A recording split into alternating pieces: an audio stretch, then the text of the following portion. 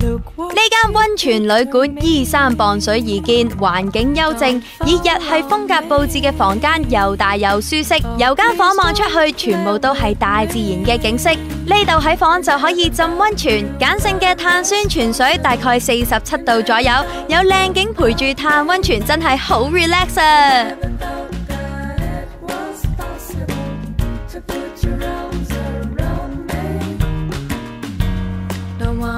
唔好以為咧，我而家淨係喺度浸水啊，好似你平時喺屋企咧浸浴缸咁樣。其實我而家浸緊嘅水咧係叫做美人湯，咁而且咧呢啲美人湯聽講咧係有呢個美顏嘅作用嘅喎。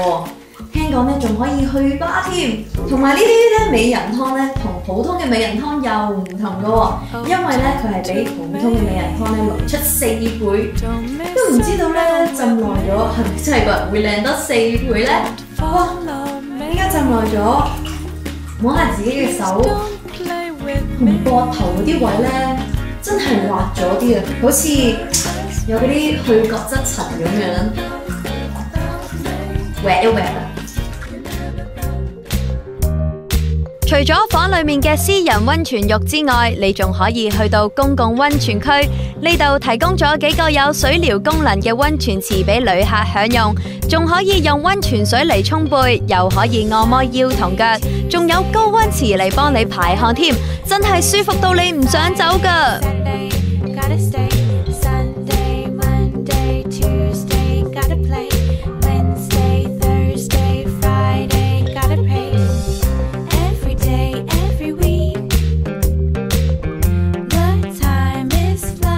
不過要提醒大家，浸溫泉每次一般都係浸10分鐘就要上水休息一下啦，補充翻啲水分啊嘛。如果飲啲糖水仲好啲添，但係我浸咗咁多次，糖水都唔夠啦，又係發揮我吃貨精神嘅時間啦。